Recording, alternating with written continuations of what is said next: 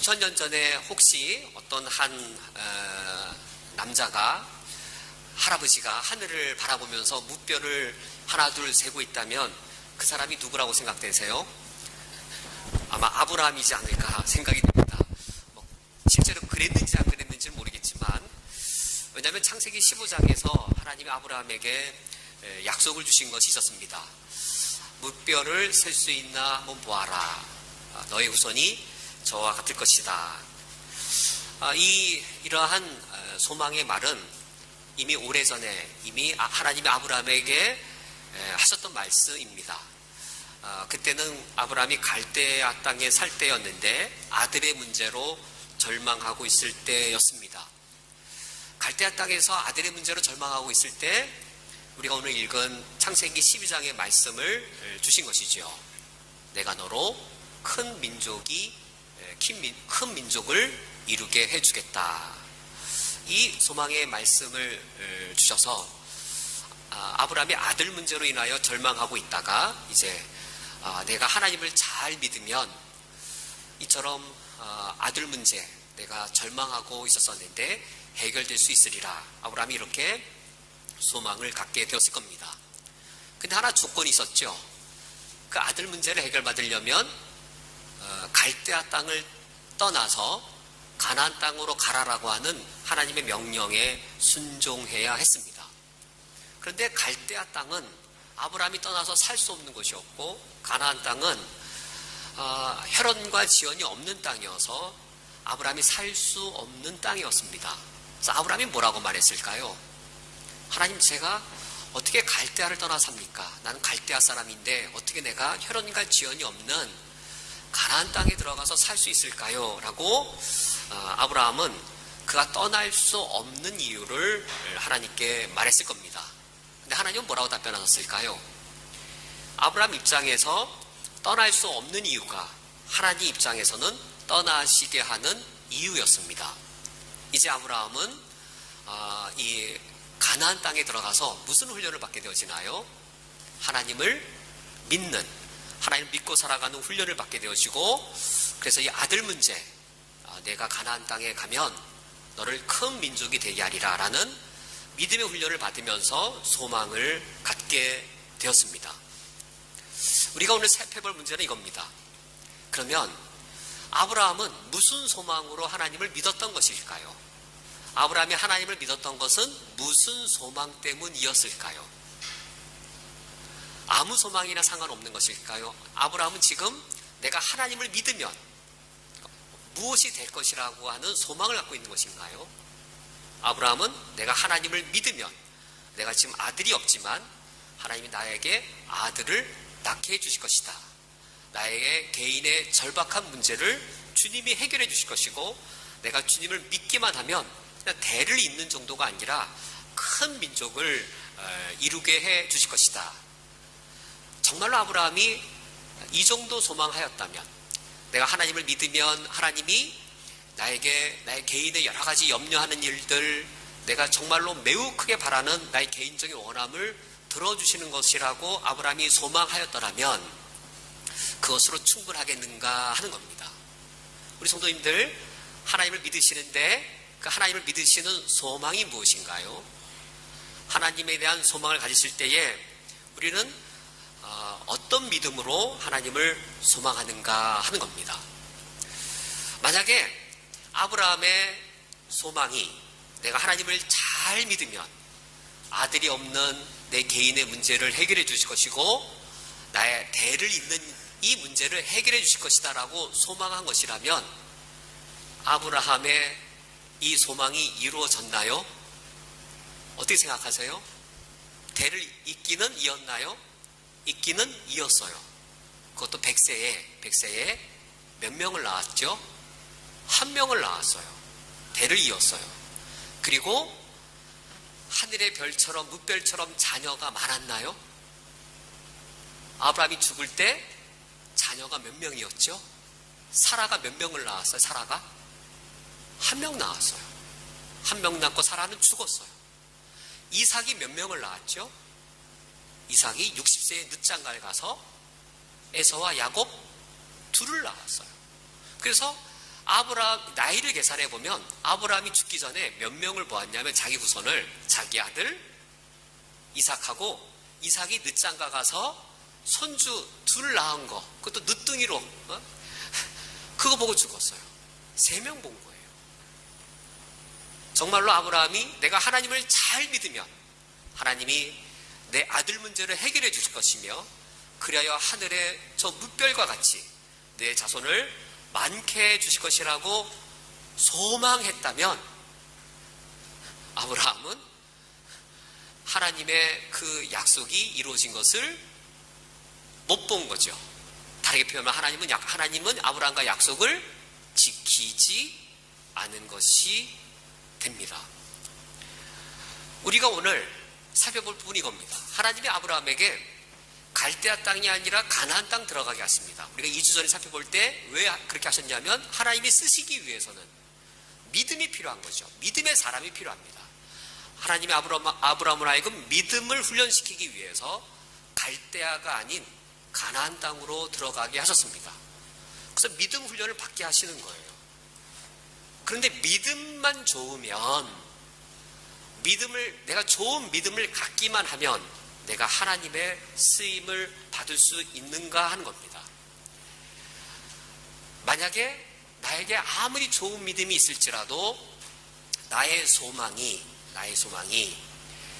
하나님이 원하시는 그런 곳에 소망을 둔 것이 아니라면 우리가 아무리 믿음이 좋아도 하나님의 쓰임을 받을 수 없게 되어집니다. 믿음하고 소망은 분리가 아니라는 것이죠. 믿음과 소망은 매우 긴밀한 관계에 있습니다. 한번 이런 경우를 생각해 보세요. 어떤 분이 믿음이 매우 좋습니다. 매우 신실한 믿음과 또 뜨거운 믿음을 갖고 있습니다. 근데 그분의 소망이 이 땅에 있습니다. 그리고 현실의 소망을 두고 살아가요. 예수님을 믿고 난 이후에도 현실과 그리고 이 땅에 그리고 돈의 소망을 갖고 살아갑니다. 여전히 소망은 현실에 있어요. 여전히 소망은 돈에 두고 있어요. 근데 믿음은 뜨거워졌어요. 믿음은 좋아졌어요.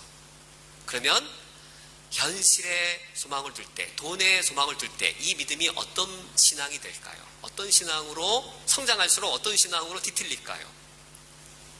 기복주의 신앙으로 뒤틀리게 됩니다. 현실과 세상과 돈에 소망을 둔 상태에서 소망은 자라지 않고 믿음만 뜨거워지고 믿음만 확실해지면 불가능하지만 주님이 나를 도와주시면 나에게 불가능이 없다라고 좋은 믿음을 갖고 있다면 그 믿음이 건강하게 성장하는 것이 아니라 그 믿음은 기복주의 신앙으로 뒤틀려지게 되어서 그의 미성숙한 소망 때문에 그에게 아무리 좋은 믿음이 있을지라도 하나님은 그 사람을 충분하게 사용하실 수 없게 되어집니다. 반대로 어떤 사람의 믿음이 현실에 있는 게 아니라 내세에 있다라고 생각해 보세요. 이 땅에 소망 둘 게 있나? 다 헛된데, 다 헛되고 다 일시적인데 이 세상에 소망을 두고 사나라고 소망을 죽음 이후에 내세에 둔다면, 근데 그분의 믿음이 아주 좋은 거예요. 믿음이 신실합니다. 믿음이 견고합니다. 근데 그분의 소망이 내세에 있다면 어떤 신앙이 될까요? 현실 도피적인 신앙이 되어집니다. 현실과 부딪히고 현실을 변화시키는 그런 적극적인 믿음이 아니라 현실에 대해서 비관적이고 현실에 대해 소극적이고 현실을 피하려고 하는 그런 현실 도피적인 신앙이 되어지는 것이에요. 그러므로 하나님의 쓰임을 받으려면 우리는 믿음의 사람이 되어야 될 뿐만 아니라 그 믿음으로 하나님이 소망하시는 것을 나도 소망해야 됩니다. 하나님이 바라보게 하시는 것을 나도 바라보아야 합니다. 하나님이 아브라함을 갈대아 땅에서 가나안 땅으로 인도하시면서 믿음의 훈련을 시키시는데 아들 문제, 절망이었던 이 아들의 문제를 소망으로 바꾸셨어요. 그런데 우리가 창세기를 처음 읽어볼 때에 아브라함이 이제 무뼈를 세겠죠. 무뼈를 세면서 어느 정도의 소망이었을까요? 어느 정도의 소망을, 어떤 차원의 소망을 이 아브라함이 갖고 있었을까요? 어느 날 롯이 떠나간 이후였습니다. 롯이 아브라함을 떠나간 이후에 하나님이 아브라함을 찾아오셨어요. 그리고는 갈대아 땅에 사셨던 그 약속보다 더 구체적으로 약속해 주십니다. 갈대아 땅에서는 창세기 12장이죠. 내가 너로 큰 민족을 이루게 해주시겠다라고 하셨는데, 이제는 좀 더 자세하게 롯이 떠나간 이후에 창세기 13장에서는 내가 내 자손이 땅에 티끌같이 번성하게 해주겠다라고 약속해 주십니다. 아주 구체적으로 땅에 티끌같이. 그리고 이 창세기 15장에서는 이제 롯이 또 이제 포로로 잡혀갔다가 이제 이 아브라함이 구출한 이후에, 그날 이후에는 아브라함이 좌절에 좀 시리에 빠져 있을 때 하나님 오셔서 아브라함을 이제 밤하늘을 보게 하십니다. 그리고 저 밤하늘을 보아라, 너의 후손을 저 뭇별과 같이 많게 해주겠다라고 하나님이 아브라함에게 약속해 주십니다. 아브라함이 이 약속을 어떻게 이해하고 어떻게 받아들였을까요? 내가 정말 하나님을 잘 믿으면, 그래서 내가 이 가나안 땅에서 주님만을 의지하고 살면 나의 개인적인 염려와 어려움들이 하나님의 큰 은혜로 해결받을 수 있다라고 아브라함이 처음에는 그렇게 믿었습니다. 우리의 믿음이 그런 상태라면 그건 죄 짓는 거 아니에요. 잘못을 범하는 거 아니에요. 대신에 무엇일까요? 우리 신앙생활은 어떤 차원에서 머물고 말까요? 하나님의 은혜는 경험할 겁니다. 하나님의 놀라운 일들은 믿음의 사건으로 많이 경험할 겁니다. 내 삶 속에 하나님이 부어주신 은혜들은 매우 많을 겁니다. 그런데 어떤 문제가 있을까요? 하나님이 나를 쓰시는 일들은 매우 제한될 겁니다. 하나님이 나를 하나님의 계획만큼 쓰시지 못하게 될 것입니다. 하나님이 나를 크게 쓰시기 위해서는, 하나님이 원하시는 것만큼 우리를 쓰시기 위해서는 하나님께서 나를 향해 소망을 갖고 계신 것만큼 나도 소망을 갖고 있을 때에 그와 같이 쓰임을 받을 수 있게 되어집니다. 그럼 하나님께서는 아브라함을 부르실 때에 어떤 소망을 갖고 계셨을까요? 아브라함의 아들 문제를 해결해 준다고 했을 때 아브라함의 아들 문제, 하나님은 어떤 소망을 갖고 계셨을까요? 신약 성경을 보세요. 신약 성경의 첫 단어가 무엇일까요? 마태복음 1장 1절 첫 단어가 무엇일까요?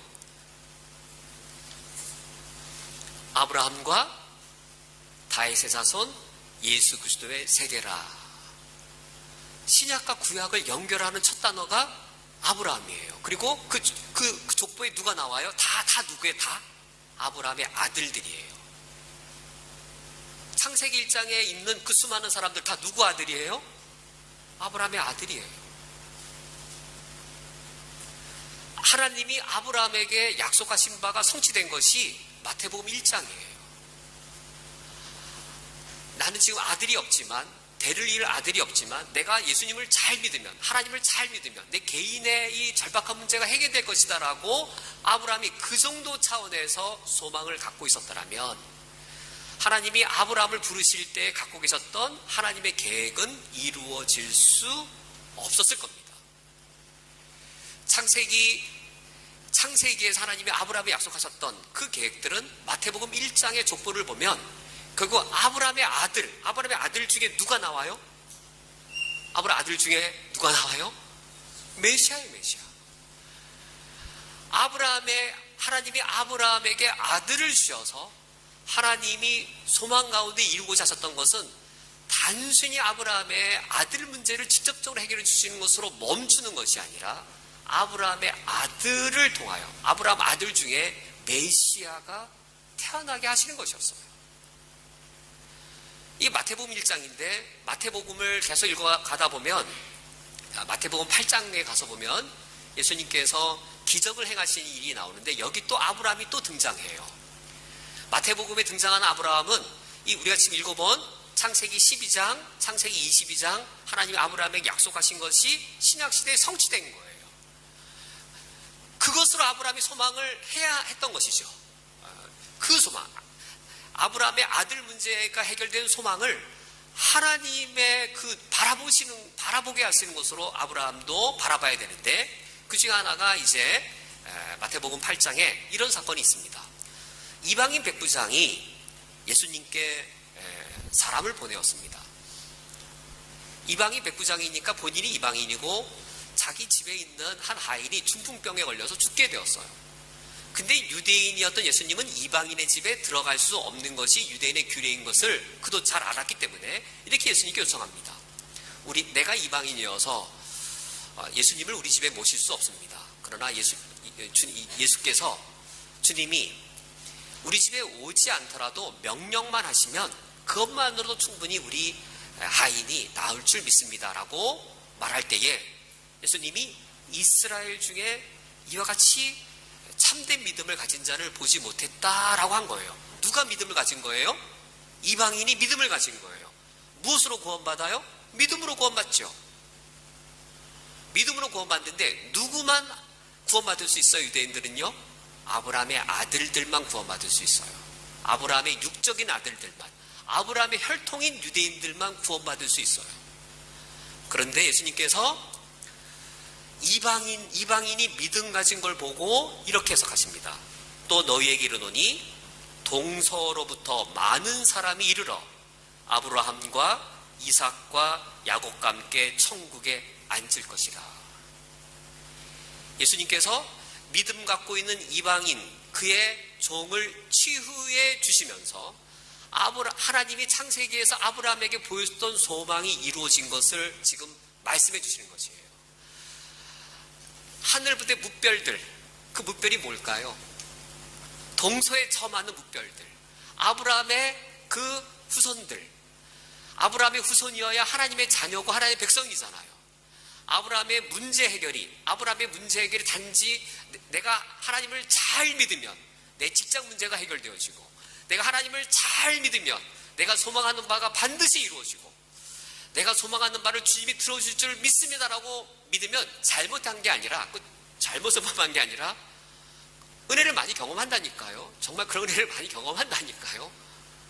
근데 은혜를 많이 경험할 뿐인 거예요. 정말 하나님을 믿으면 믿음의 역사를 경험해요. 근데 하나님이 나를 통해 역사가 안 드러나는 거예요.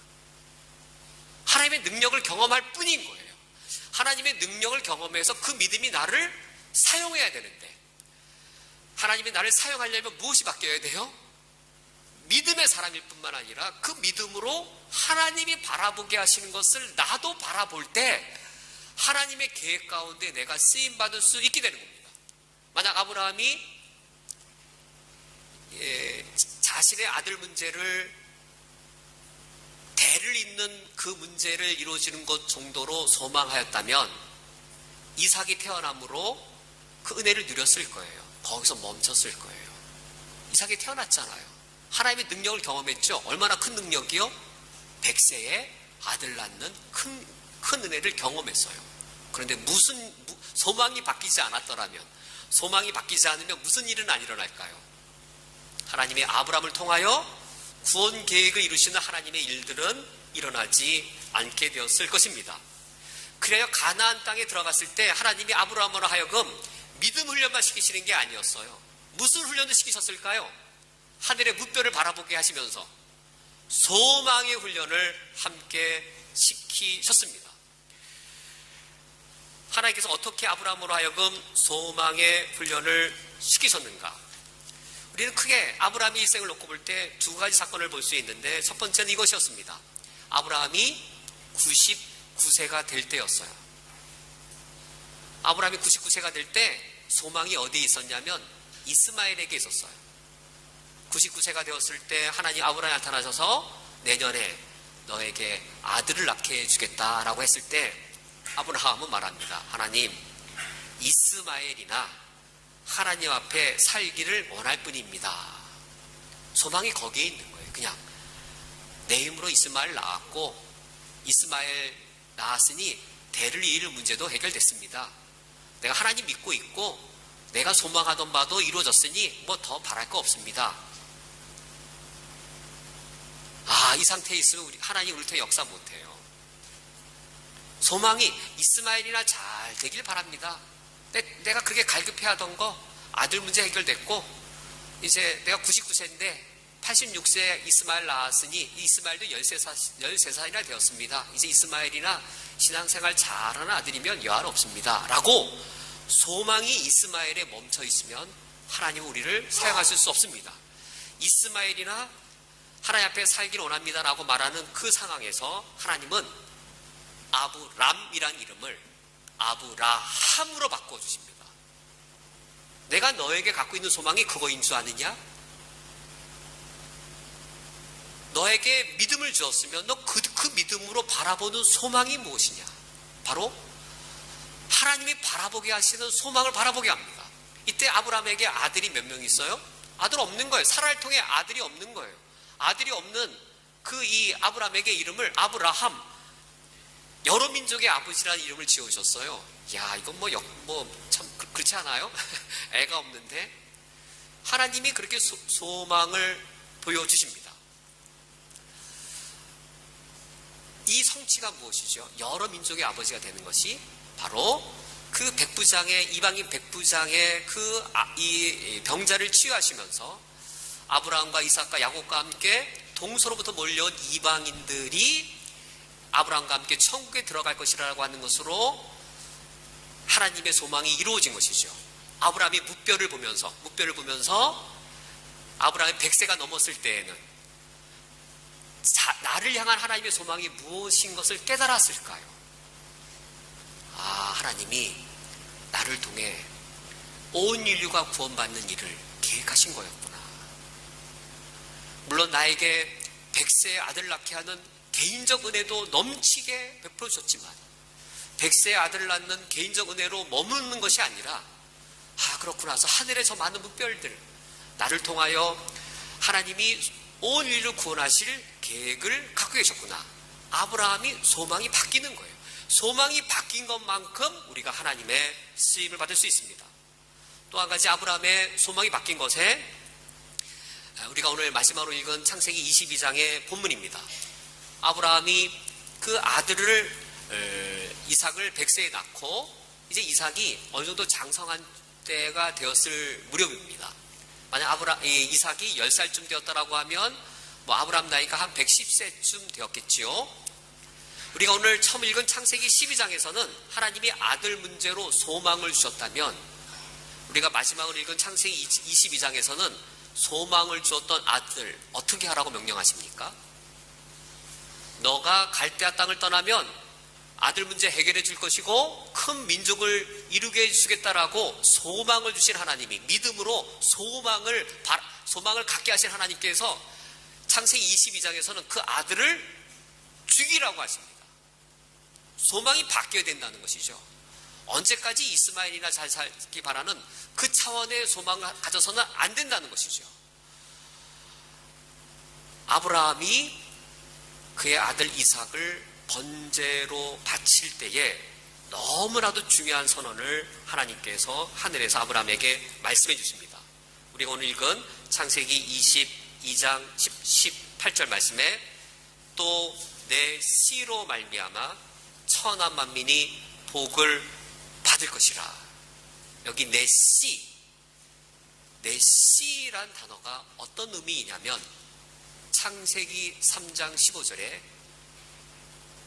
여자의 후손, 여자의 씨가 사탄의 머리를 깨트리고 메시아가 될 거라고 하는 그 여자의 씨, 히브리어로 째라 같은 단어의 쓰임입니다. 가인이 아벨을 죽였을 때 하나님이 누구를 낳게 해주었었어요? 셋을 낳게 하시면서 또 다른 씨를 주셨다. 여자의 씨, 또 다른 씨, 그 씨가 아브라함의 씨, 그 씨가 다윗의 씨. 그래서 그것이 마태복음 1장에 아브라함과 다윗의 씨의 세계가 되는 것이죠. 아브라함이 자기 아내가 죽을 때까지 사라를 통해서 낳은 아들은 이삭 한 명밖에 없었어요. 근데 아브라함이 왜 하나님께 왜 약속을 안 지켰냐라고 왜 항변하지 않을까요? 왜 하나님이 나에게 하늘의 별처럼 땅의 티끌처럼 많은 자손을 낳게 해주겠다라고 하고서는 고작 아들 한 명과 손주 둘밖에 주신 것이 없다라고 아브라함은 왜 항변하지 않을까요? 아브라함의 소망이 바뀌었기 때문입니다. 하나님께서 나에게 아들 문제를 해결해 주신다는 것은 단순히 그 차원이 아니구나. 그런 은혜를 내가 누리는 차원에 머무는 것이 아니구나. 나를 통해 메시아가 태어나게 하신다는 것이었구나 라고 아브라함의 소망이 바뀌었기 때문입니다. 오늘 말씀을 맺도록 하겠습니다. 우리 성도님께서는 하나님을 믿는 믿음으로 무엇을 소망하며 사십니까? 내가 믿는 그 하나님, 그 믿음, 내가 하나님을 믿는 믿음으로 내가 소망하는 것만큼 하나님의 쓰임을 받을 수 있습니다. 만약 나의 소망이 나를 위한 것, 나의 소망이 우리 가정을 위한 것에 멈춘다면 하나님의 쓰임은 그 정도까지로만 멈출 겁니다. 그러나 나를 향한 하나님의 소망이 메시아를 통한 온 인류의 구원이라고 하는 아브라함이 그 부분까지 소망을 가질 때에 하나님이 아브라함을 통하여 아브라함을 충분히 사용하실 수 있었습니다. 믿음의 아브라함을 충분히 사용할 수 있었던 이유는 아브라함을 메시아가 오시는 통로로, 아브라함을 온 인류의 구원의 통로로 사용할 수 있었던 것은 단지 아브라함이 믿음의 사람만이어서만이 아니라 그 믿음에 걸맞는 소망을 갖고 있었기 때문입니다. 이번 한 주간 살아가실 때에 하나님 나에게 믿음으로 바라보게 하시는 하나님의 소망을 바라보시면서 우리 어디 있든지 어떤 삶을 살든지 주의 온전한 쓰임을 받으시기를 주님의 이름으로 축원드립니다.